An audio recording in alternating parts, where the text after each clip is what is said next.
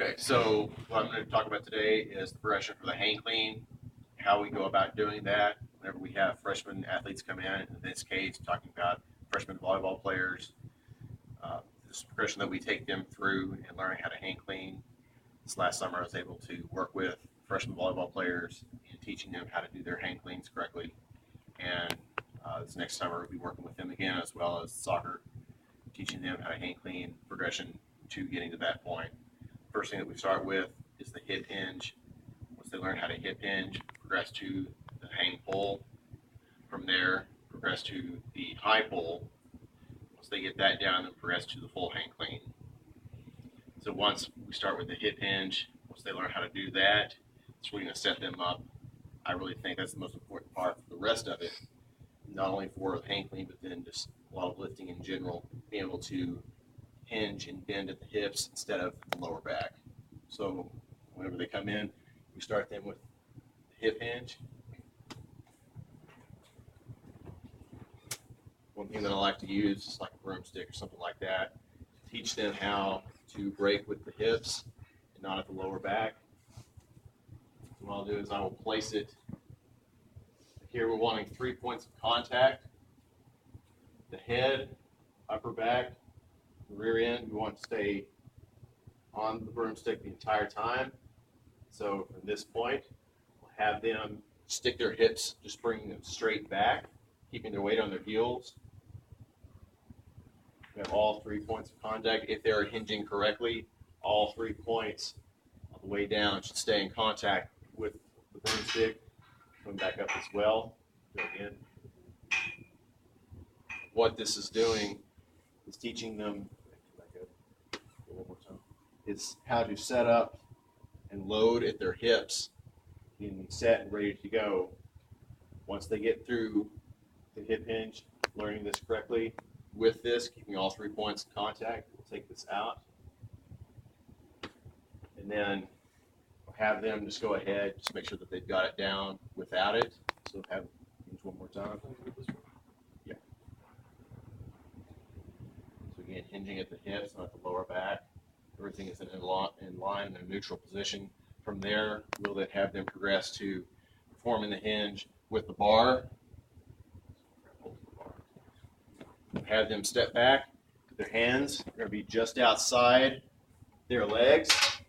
This is the grip that we'll use for the whole progression. This is the grip that we're going to have whenever they're going to be hang cleaning as well. Hands just outside, feet between hip and shoulder width apart. And then from here, just have them do exactly what they had done with the broomstick before. They're going to hinge at the hips. And as they do that, the bar is going to be sliding down.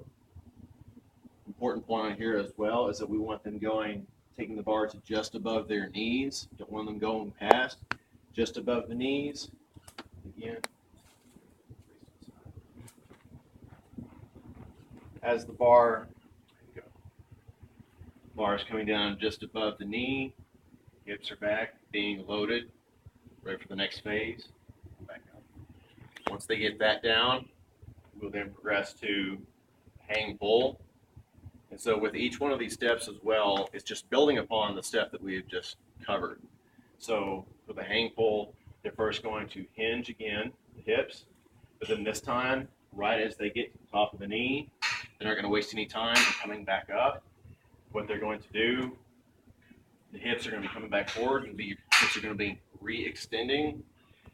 They'll be pulling up, coming up on the toes, almost like as if they were jumping, but they're not going to be leaving the floor in this case. So the hips will be coming back, we're going to be hinging again. There we go.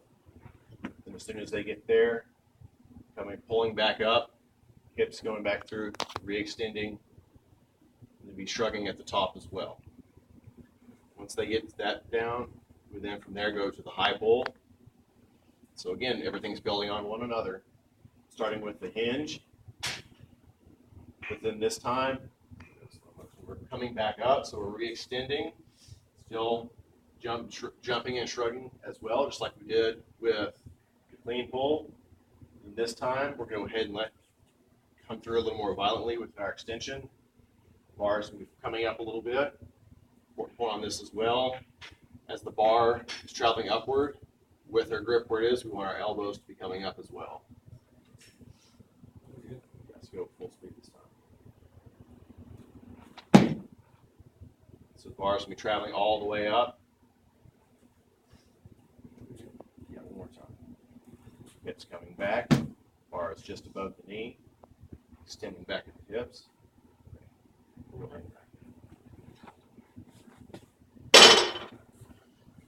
Okay, so again, all these steps building on one another. Biggest thing, again, is make sure that we're hinging right here, getting the hips loaded. We cannot get the hips loaded through here. We're not going to be able to extend fully all the way. We want to be able to extend, get as much out of it as we can. The better we are able to extend, the better the bar is going to travel upward. So it's going to be going farther. So we're going to be able to get under it a little bit better, a little bit more weight. One thing as well, grab onto it. Again, while we emphasize wanting the bar to come to just above the knee, because again,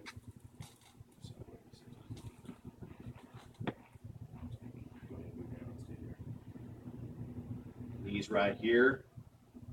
These hips are coming back a little bit further.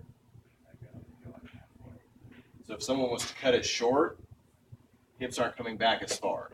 If your hips aren't coming back as far, you're not coming over as much. You're not able to load your hips to the full extent that you'd be able to, so then your extension is not going to be as great. One good cue for this as well, it's a pretty simple cue. It's a good visual, good way to think about it that a lot of athletes like, is we tell them if they're cutting it short, is to get their shoulders over the bar. So from the side, if they're getting their shoulders over the bar, hips are coming back enough, the bar is traveling low enough from where the bar is right here, shoulders are over.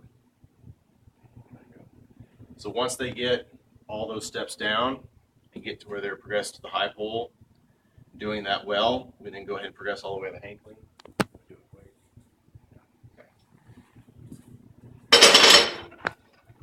Typically, we won't be using this much weight when the freshmen get to this point, but just for the demonstration of being able to see what it's supposed to look like with Matt's level of experience with this, a little bit more weight is going to translate to better representation. And even sometimes with even the freshmen, just the bar alone, with the extension that they are able to achieve, sometimes it's not enough to keep them in the position they need to be. So we will add a little bit of weight at that point if necessary. So in Matt's case, we've added a little bit of weight. So let's get ready, I'll unrack it. Again, everything is hinging and then re-extending. There we go. So now, the only thing we've added in is the catch. Go ahead and sit down. Right, that down? So what we're doing at this point with the catch, we've gotten to the point, we've gotten to the high pull, bar is here. As the bar is coming up, it is now our job to get back around underneath it. The bar is hanging right here, pulling back down and around in this fashion, coming back underneath. The bar will be coming.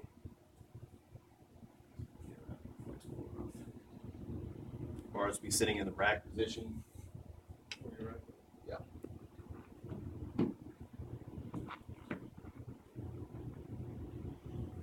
And getting back around underneath the bar. Bar's in the rack position right here. Important point on this is we want the elbows to be up. At this point, rack position, he is not holding on to the bar with his hands. You should be able to extend your hands all the way out.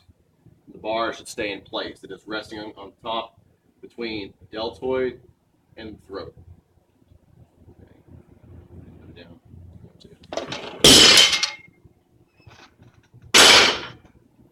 There's two reasons why we want to make sure that they're getting their elbows up enough whenever they catch. First reason being, it's going to take the stress off of their wrist. If it is resting in the rack position as it should be, it's keeping the stress off of the wrist. They're not catching it like this, bending the bar, bending their hand back, putting a lot of stress on the wrist this way. Second thing is that we're wanting, by getting their elbows up as well, is that once the weight starts to get a little bit heavier and they're not able to catch it as high, and they have to, as the bar is coming up, they're coming back around underneath to meet it. If their elbows are down here, the weight's heavy enough, they're just gonna have to dump it like this. They're not gonna be able to secure it. Getting your elbows up, they're able to catch it down here and stand back up with it. Let's go one more time. When you catch it lower? Yeah. How low? Vertical squat. So back like a deep squat? Just not, yeah. So if you had a lot more weight on here, it's going to get back around to it. Let's see if this was a lot more weight.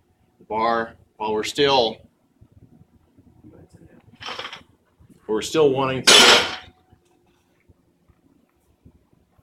a full range of motion down here again, especially as the weight gets heavy, a lot of people are going to want to start cutting this short. Start cutting their hinge short here instead of going all the way. And again, want to make sure we're getting all the way to just above the knees. Hips are going to be coming back all the way, fully loaded, so that way they'll be extending out farther. Bars will be traveling up better extension. The more the bars will be able to get up. Once it starts getting heavier, they are going to have to come down a little bit to get underneath it. A lot of times with hang clean, the weights that they'll be using, they'll be catching it more in a quarter squat.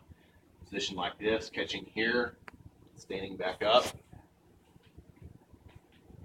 So again, just making sure we're getting full hinge here, extension of the hips, shrugging up, bars traveling up, getting back underneath, catching, bars the rack position, no stress on the wrist, getting the elbows back up, just be able to stand back up with the weight without it pulling us over this way.